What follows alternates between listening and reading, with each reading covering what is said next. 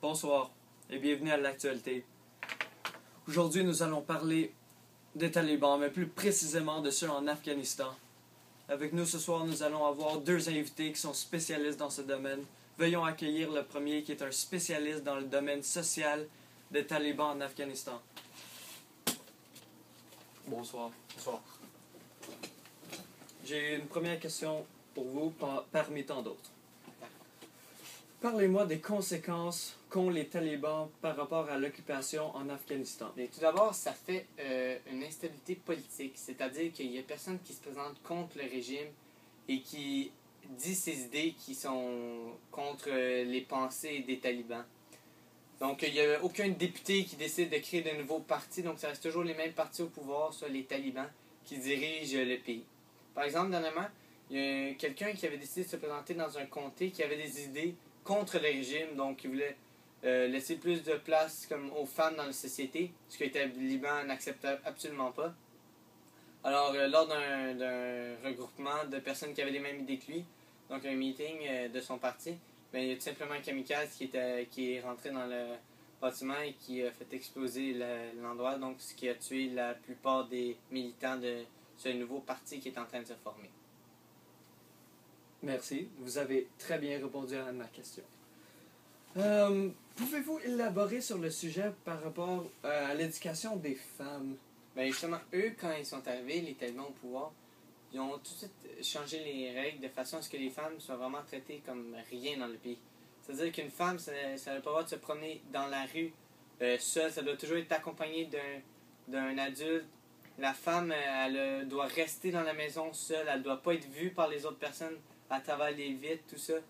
Donc ça, et ensuite, ils n'ont absolument aucunement le droit d'aller à l'école, les femmes. Donc c'est à la maison, la mère qui leur apprend comment être, soi-disant dans leur pays, une bonne épouse. Donc satisfaire leur mari, nettoyer la maison. Donc il n'y a absolument pas de place pour eux pour l'éducation, pour devenir économiquement autonome ou toute autre chose. Très bien. J'aurais quelque chose à ajouter à propos de votre première question. Oui, allez-y. Effectivement, une autre conséquence qu'ils ont, évidemment, c'est que maintenant, peu importe quelqu'un qui a le teint basamé ou qui a comme religion l'islam, maintenant, ils ont de la misère à aller, par exemple, aux États-Unis. Quand ils vont là-bas, ils se font passer tous les tests, par exemple. Si moi, un Canadien, je vais aux États-Unis, je passe dans les détecteurs, puis il n'y a aucun problème.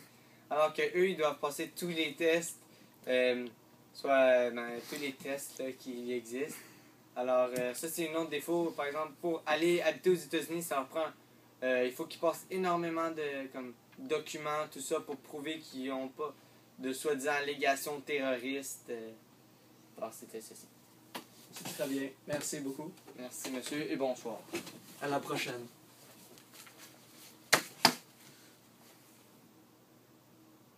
J'aimerais juste rajouter quelque chose pour ma part. Les talibans, ils ne laissent pas passer le téléphone à moins qu'ils soient d'accord. Je m'explique. Prenons par exemple une petite dame ou un homme ou n'importe qui téléphone à un pays voisin pour leur dire qu'il y a des talibans, venez nous aider. C'est sûr que ça passera pas. Niet!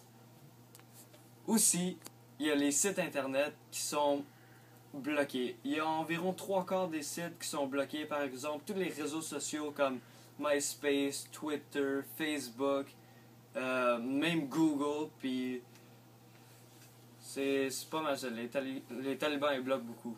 Veuillez maintenant accueillir notre deuxième invité de la soirée, qui est un homme très intelligent qui va nous parler de l'économie en Afghanistan avec les talibans qui sont omniprésents dans la société, même de nos jours, en 2012.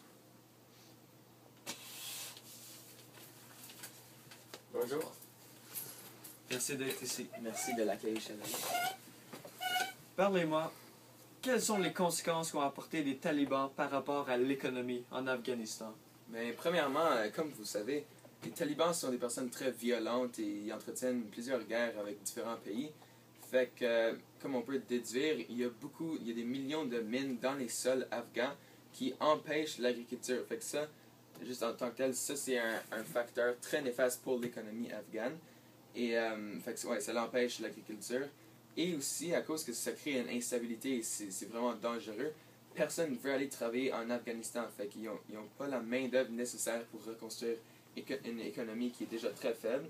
Et aussi, tout l'argent que les talibans font, ben, ils dépensent instantanément sur des machines de guerre, des armes de guerre, pour pouvoir lutter plutôt effectivement contre le gouvernement qui est en place, par exemple, ou les autres pays qui essayent de venir en aide à l'Afghanistan. Mais d'où provient de tout cet argent qu'ont les talibans?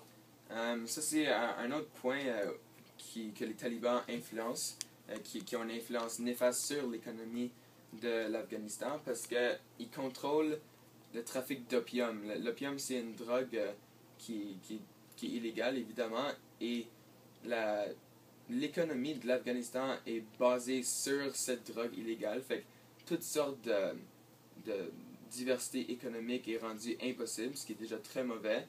Et personne ne peut s'en sortir vraiment parce que l'opium peut pousser dans des conditions très arides et sèches. Fait que c'est une des seules plantes qui peut ben, c'est le pavot qui est utilisé pour faire l'opium. Fait que le pavot est une des seules plantes qui peut vraiment être cultivée en Afghanistan. Aussi, parce que tout le profit qui se font de cette drogue va aux machines de guerre, c'est un pays très instable, comme je l'avais dit tantôt. Et ça brise tous les liens économiques et politiques avec les autres pays qui les entourent. Fait que les échanges économiques sont rendus plutôt presque impossibles. Aussi, les investisseurs veulent pas approcher l'Afghanistan parce que c'est un pays très instable. Et aussi, à cause de toute la drogue qui est présente en Afghanistan, il y a un réel problème qui se crée avec l'utilisation de l'opium dans les gens intérieurs, à l'intérieur de l'Afghanistan, parce que les gens, c'est vraiment leur seule solution pour se sortir de la misère qui est causée par les talibans, encore une fois. Fait que tous ces facteurs mis ensemble, on peut aisément voir comment ça peut ruiner une économie complètement. Mais merci beaucoup. C'était mon plaisir. À la prochaine. Merci d'avoir écouté l'actualité ce soir et à demain.